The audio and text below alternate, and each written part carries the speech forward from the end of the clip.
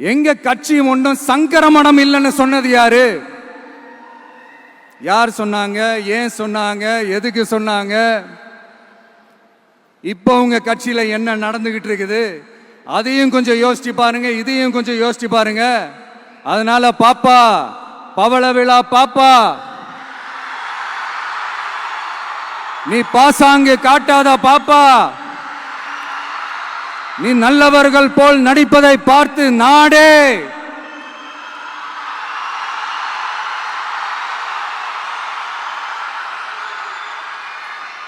பாப்பான்னு சொன்னோம்.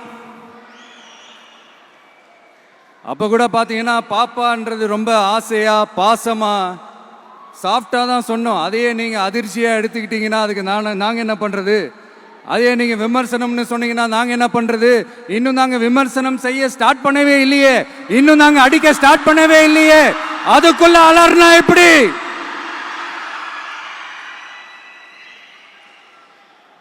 அதனால உங்க அரசவை புலவர்கள் யாராவது இருந்தாங்கன்னா கர்ச்சீஃப் எடுத்து அவங்க கண்ணீரை துடைத்து விடுங்கள்.